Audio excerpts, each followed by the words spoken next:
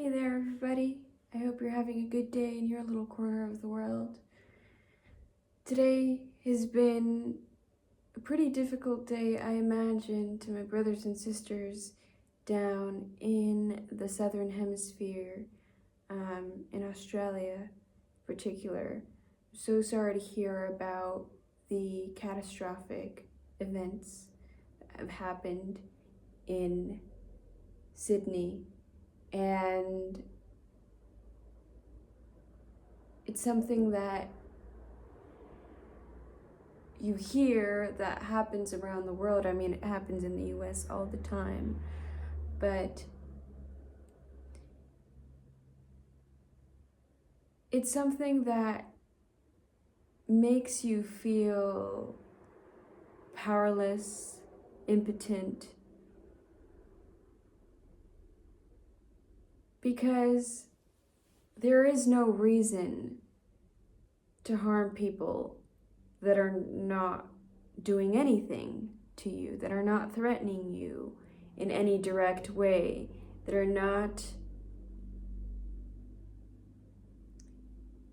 Just because you have a different point of view doesn't mean that I have the right to harm you, or I have the right to do something in retaliation just because your point of view is different than mine and I disagree with what you have to say or with how you see the world.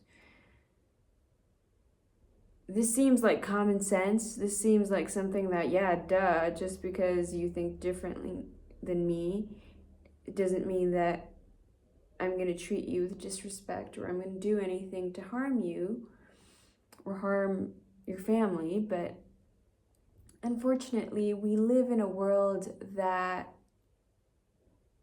is very broken.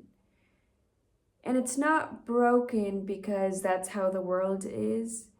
It's broken because many of us, all of us, live in a society where we have created a society that doesn't listen to each other.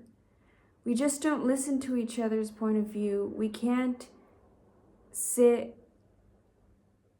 at the negotiating table, or not even the negotiating table, but just sit at the table with somebody that you disagree with and not see them with disdain or not judge them for their point of view, but actually listen to them. And you may disagree with what they have to say, and maybe their point of view is not based on facts. Maybe it's actually something that is based on logical fallacies or circular reasonings. But when we sit and give another person the opportunity to voice their opinion and voice their point of view, however that turns out to be, however much we disagree with that point of view, when we give others the opportunity to speak their minds, it encourages them to listen to our point of view. Now, this isn't always the case because there are some hard-headed people out there that it's their way or the highway kind of thing. And yes, there are people like that. But I think most people, when you give them the opportunity to speak, they are more willing to listen to what you have to say. And sometimes what you have to say won't change their point of view. And I think the point of a conversation isn't to change someone's point of view, but to share what you believe is true, to listen to the other person and what they believe is true. and to use your own critical thinking skills to come to a conclusion that leads you more towards truth. And that's hard because truth is subjective. And truth is also very contingent on your own personal experiences. So, for example, let's say, for example, I've been through a lot in my life, and I go around, and because I've been harmed, I go around the world and I see cruelty, and I see inequality, and I see evil all around me. And that may be true. It is true that there is cruelty in the world. It is true that there is inequality in our society, in the society that we've created. It is true. But when you hyper focus on that and you think that that is the truth and that is all there is to the world and there is no hope, then it's a very limited way of seeing the world.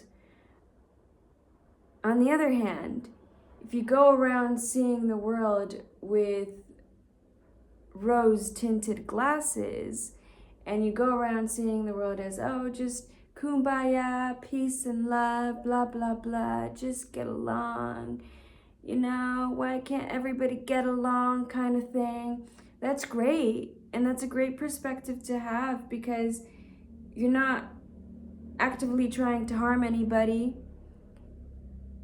but you're also not seeing that the other side of the coin. And the other side of the coin is that some people around the world experience inequality on a greater scale. My brothers and sisters in the Middle East, in Gaza right now, they didn't ask for it. They didn't ask for their homes to get bombed. And I'm talking about normal civilians that have nothing to do with the conflict and how the conflict started. I'm talking about children.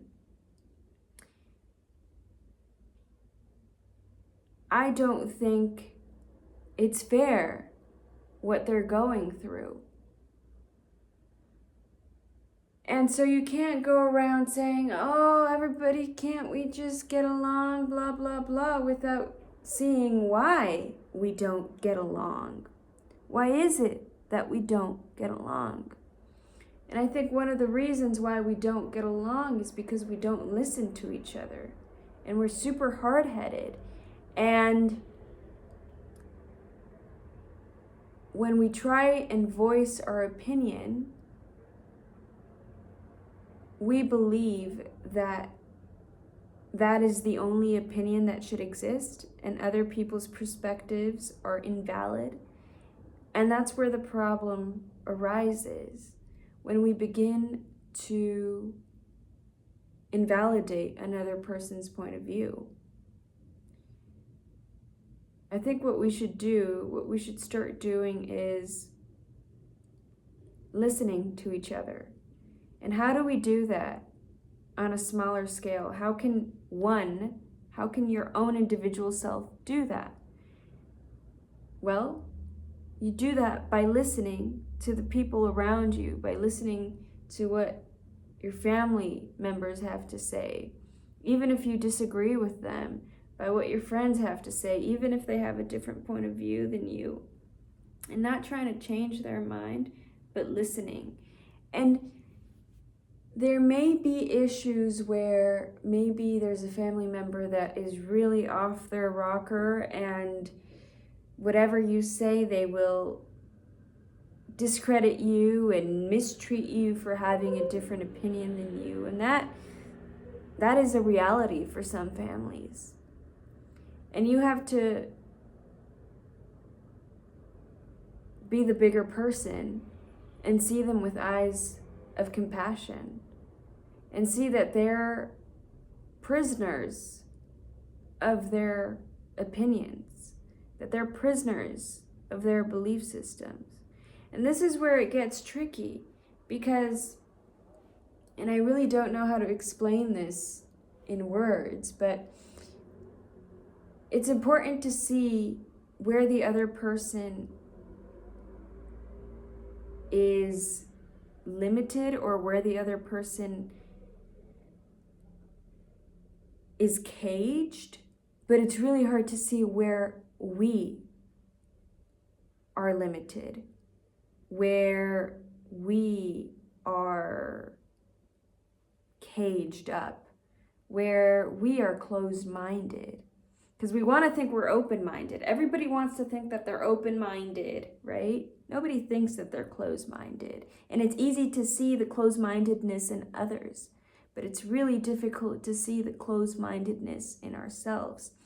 And this is something that I've had to battle, and I've had to really take a step back and analyze my own point of view and see, because there is this sort of block that happens with especially people that identify as more progressive. They think they are open-minded, but it's a superficial kind of open-mindedness. It's, how do I explain it?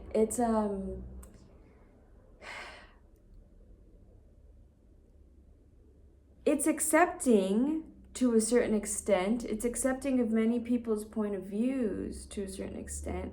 But if you don't fall under a certain category, if you think just a little bit differently and you don't agree with every one of the progressive policies, and I'm not just talking about politics, and I'm using the word policies as a very broad term, but if you don't agree with every single policy, every single progressive policy, then you're the problem.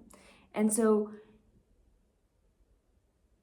you believe you're open-minded, but it's superficial, if that makes sense. And that's where you have to kind of put up a mirror in front of yourself and see where your blocks are, where you're limited. And that's very difficult. It's very difficult to admit that you're in a cave, in a dark cave sometimes.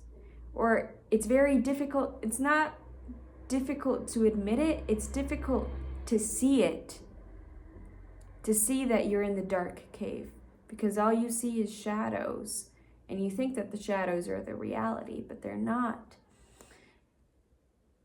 And I think I'll talk about it in a different video, because I can't really put it into coherent sentences right now. I don't really know how to explain it, how believing that you're open-minded can actually be a block, because sometimes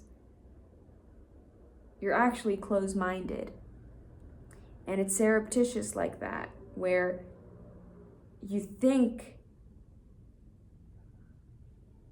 you're as open-minded as can be, but you're not. You're only open-minded to a certain extent, and you're blocked in other areas of your life. And that can be limiting.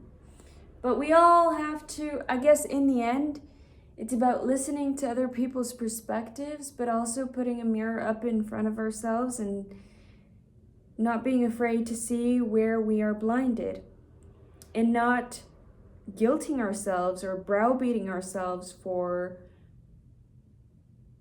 being in that cave, being in that dark cave. It's not about beating yourself up for having had a limiting perspective. It's about recognizing that, yes, you had a limiting perspective, and that's a very human thing, but you live and you learn, you know? So I guess we all need to listen to each other, but we also need to be introspective more introspective. And how do you do that?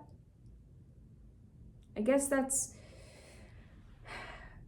unique to every individual, because my way of being introspective and putting a mirror up in front of myself is very different than how another person approaches introspection. But just finding a way that you can identify your limiting beliefs or limiting perspectives or beliefs where they don't lead to freedom, they lead to more they lead to a more closed society instead of a more open society, if that makes sense. What else do I have to say about this? The way I approach introspection is by going out to nature, being by myself and going out for a walk, and all of a sudden I'll get insights about certain beliefs that I've had, and I start to question those beliefs, and I start to ask myself why I believe the things that I believe and where I've been wrong, and just having compassion for the animal of your body. And realizing that, yeah, you try your best and you make mistakes along the way, and that's part of having the human experience. But maybe your way of introspection is different. You know, everybody does it differently, but just find a way that works for you. Okay? Peace and love. And lots of love and light to all of my brothers and sisters in Australia. So sorry for what you're going through right now. I know how much it hurts. And I know how distressful it is for your country to go through that. Trust me, I do. So, lots of love and light to you. Peace and love. Bye.